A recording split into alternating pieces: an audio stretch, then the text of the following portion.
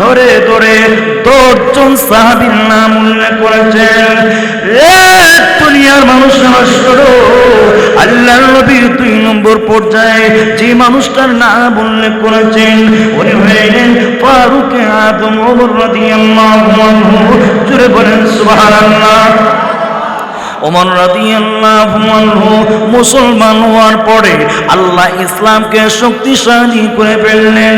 ওমর কালিমা পড়াই আল্লাহর নবীকে ডাক দিয়ে বলেন, আল্লাহর নবী গো, ইয়া রাসূলুল্লাহ, ইয়া হাবিবাল্লাহ, নবীজি যে ধর্ম গ্রহণ করেছি এই ধর্ম সঠিক না বেঠিক? ওমর কোনো সন্দেহ আছে না গো নবীজি, কোনো সন্দেহ নাই।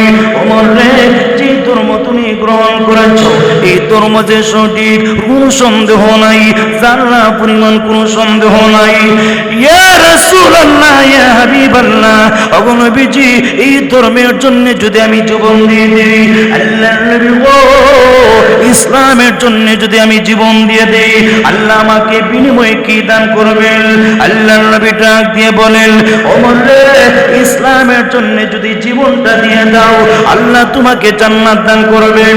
ইয়া রাসূলুল্লাহ, ইয়া হাবিবাল্লাহ, জানতে চাইবো আলাসনা আলাল হাক্কি, ওগো নবীজি আমরা কি হকের উপর নই? ওগো নবীজি হকের উপর থেকে যদি জীবনটা দিয়ে দেই আল্লাহ কি জান্নাত দান করবেন না? ওমর কোনো সন্দেহ নাই। ইয়া রাসূলুল্লাহ, আমাদের প্রতিপক্ষ যারা আছে ওরা যদি বাতিলের উপর জীবনটা দিয়ে দেয় এরা কি জাহান্নামী না?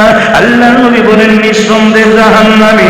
ওমর এবার ডাক দিয়ে বলেন, ইয়া রাসূলুল্লাহ, ইয়া হাবিবাল্লাহ, তাই যদি হয় আর কেন গোপনে গোপনে ইসলাম প্রচার করব? আর গোপনে নয়, এবার চলুন খানায়ে কাবার সামনে গিয়ে খাত্তাবের উপলা ওমর প্রকাশ্যে কালিমার দাওয়াত দিব। ওমর দেখে নিবে ওমরের মোকাবেলা কে করে। হযরত ওমর খানায়ে কাবার সামনে গিয়ে প্রকাশ্যে কালিমার দাওয়াত দিলেন। একটা বেঈমান কাফেরও ওমরের মোকাবেলা করার সাহস পায় নাই। জোরে বলেন সুবহানাল্লাহ। ক্বালা রাসূলুল্লাহ সাল্লাল্লাহু আলাইহি ওয়াসাল্লাম, লা ইউমিনু আহাদুকুম হাত্তা আকুনা আহাব্বা ইলাইহি মিন ওয়ালিদিহি ওয়া ওয়ালাদিহি ওয়ান নাসি আজমাইন। জোরে বলেন সুবহানাল্লাহ।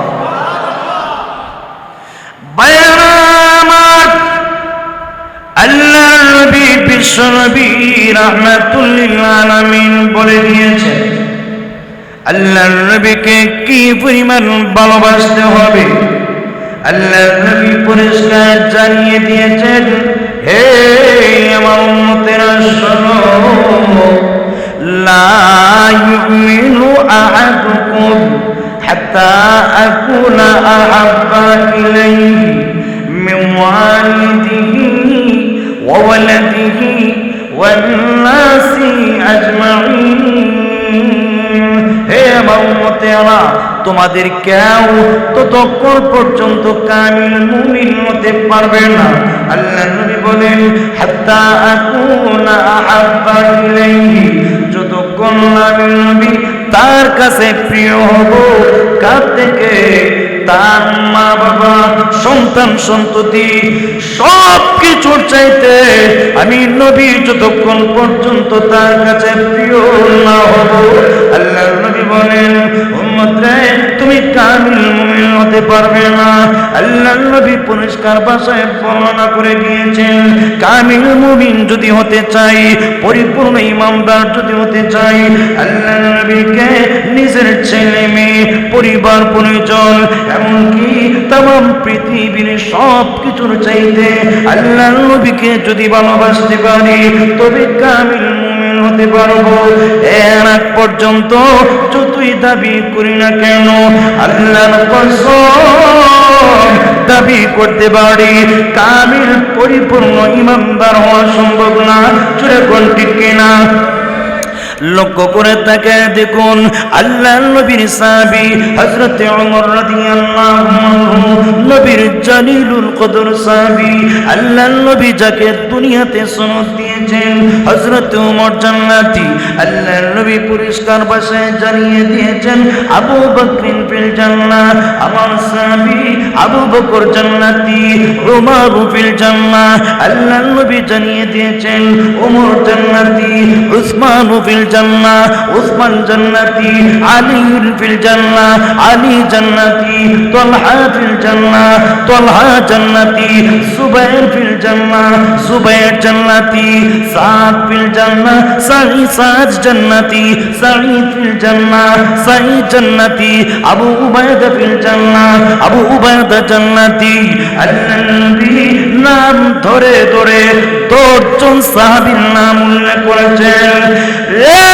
দুনিয়ার মানুষ শোনো, আল্লাহর নবী 2 নম্বর পর্যায়ে যে মানুষটার নাম উল্লেখ করেছেন উনি হলেন ফারুক আদম ওমর রাদিয়াল্লাহু আনহু। জোরে বলেন সুবহানাল্লাহ। ওমর রাদিয়াল্লাহু আনহু মুসলমান হওয়ার পরে আল্লাহ ইসলামকে শক্তিশালী করে ফেললেন। ওমর কালিমা পড়ে নাই, আল্লাহর নবীকে ডাক দিয়ে বলেন, আল্লাহর নবী গো ইয়া রাসূলুল্লাহ, ইয়া হাবিবাল্লাহ, নবীজি যে ধর্ম গ্রহণ করেছি এই ধর্ম সঠিক না বেঠিক ওমর কোনো সন্দেহ আছে না? গো নবীজি কোনো সন্দেহ নাই। ওমর রে, যে ধর্ম তুমি গ্রহণ করেছো এই ধর্ম যে সঠিক কোনো সন্দেহ নাই, জানা পরিমাণ কোনো সন্দেহ নাই। ইয়া রাসূলুল্লাহ, ইয়া হাবিবাল্লাহ, ওগো নবীজি এই ধর্মের জন্য যদি আমি জীবন দিয়ে দিই, আল্লাহর নবী গো ইসলামের জন্য যদি আমি জীবন দিয়ে দেই আল্লাহ আমাকে বিনিময়ে কি দান করবেন?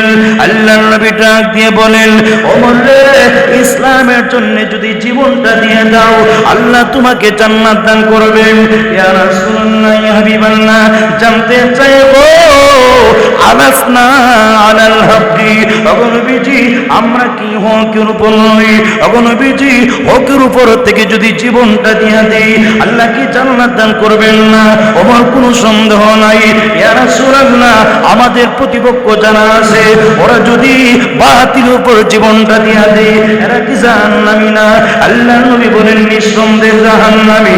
ওমর এবার ডাক দিয়ে বলেন, ইয়া রাসূলুল্লাহ, ইয়া হাবিবাল্লাহ, তাই যদি হয় আর কেন গোপনে গোপনে ইসলাম প্রচার করব? আর গোপনে নয়, এবার চলুন খানায়ে কাবার সামনে গিয়ে খাত্তাবের উপলা ওমর প্রকাশ্যে কালিমার দাওয়াত দিব। ওমর দেখে নিবে ওমরের মোকাবেলা কে করে। হযরত ওমর খানায়ে কাবার সামনে গিয়ে প্রকাশ্যে কালিমার দাওয়াত দিলেন। একটা বেঈমান কাফেরও ওমরের মোকাবেলা করার সাহস পায় নাই। জোরে বলেন সুবহানাল্লাহ।